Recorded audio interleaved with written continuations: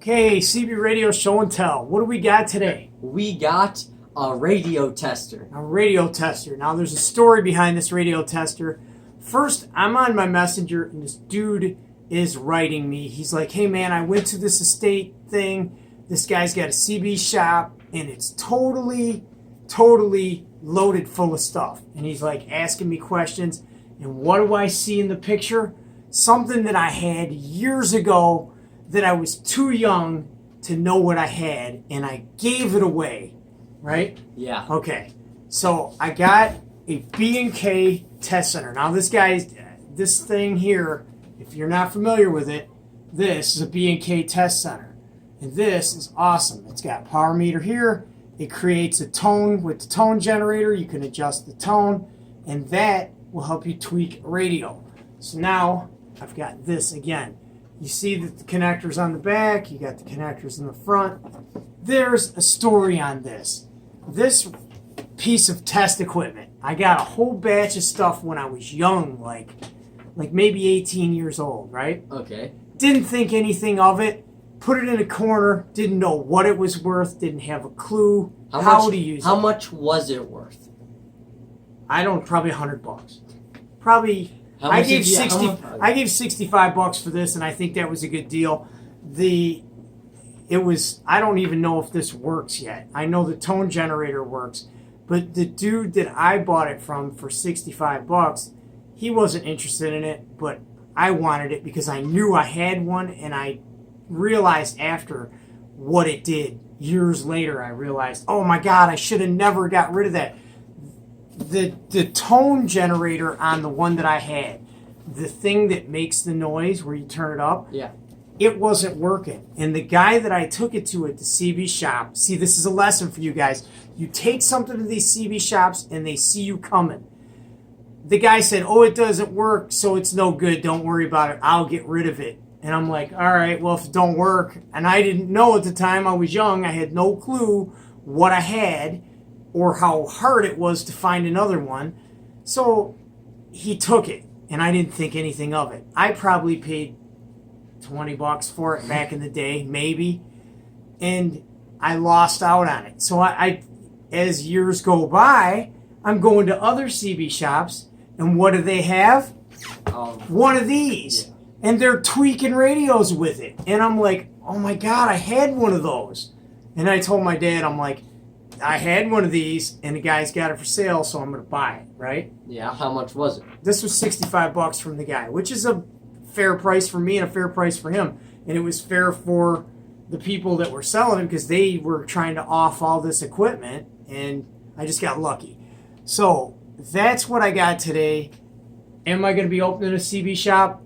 Probably not. No. But if I want to do my own radios, that tone generator, where you make the tone, I showed you just a minute ago, yeah, right? you just showed us before this video started. Not us, you. Us, me. Yeah, you. Yeah. Anyway, you put your microphone up against this, you turn the tone up there, and then the watt meter, you can see what's going on.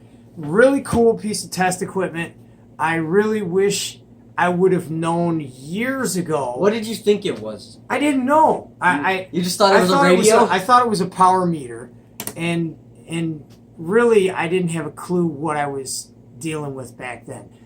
Beware when you take stuff to CB shops, especially if they don't know you and they think you don't know what's going on. They're going to go over on you. They're going to get over on you, and it just happens. So that's our little show and tell thing for today. If you've ever seen one of these, put it in the comments below. If you own one of these. What type of brand is it? It's a B&K. It's a B&K, yes, a B&K Precision 1040 is the model number. So if you've never seen one, it's a cool piece. So if you want a good test center, these are cool. That to me that was like when I seen Doc Radio had one back in the day. This is a guy that I deal with down in Monroe, Michigan. Great tech. Awesome tech. But he had one of these, and I seen him using it, and that's exactly what he did. He put the mic on the top of it, turned the tone generator up, whammo, he's got it all tweaked in. That's a pretty cool. It's a neat device. Yeah, it's a neat device. So there goes the furnace, there comes the AC. Yep. All right, so guys, just lesson learned.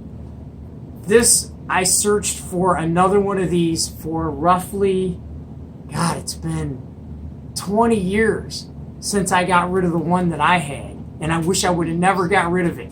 So beware when you go to a CB shop. If you don't know the guy, They're gonna try to get over. and you don't know what you're bringing there. You know, I've heard guys tell me, oh, I took a radio to a CB shop, right? Yeah. So they take it to the CB shop, it's not acting right, and lo and behold, it was something simple, like a final transistor, and they gave away a Cobra 148.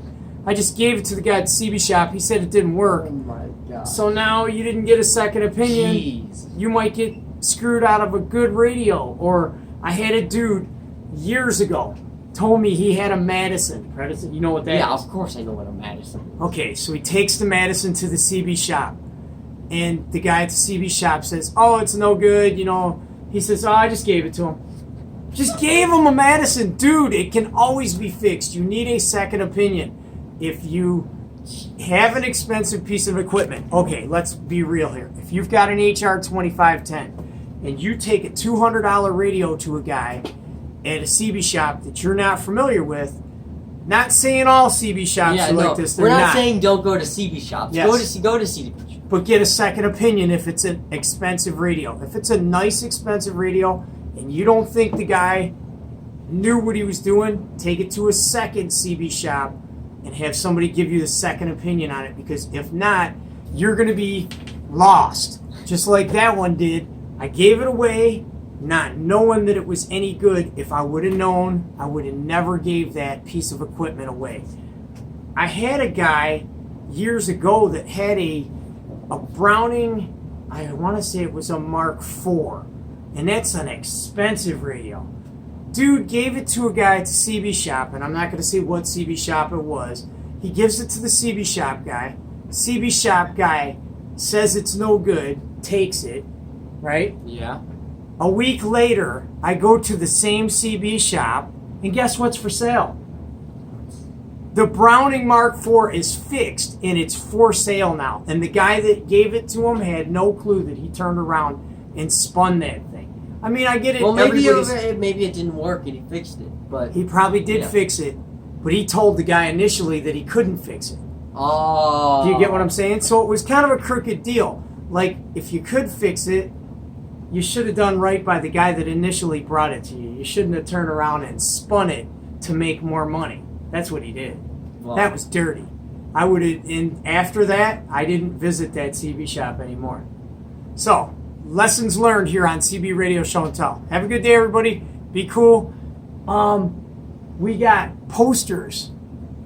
Lots of posters coming up. Dude, I've got a huge batch coming up. And there's some really cool ones. Even more than last time. I think I got like 15 right now. I got them done. They're all clear coated. They're all lettered. It's coming up in the next video. What do you want to tell them? Be cool. You be cool them. We're out of here. Have a good day, everybody.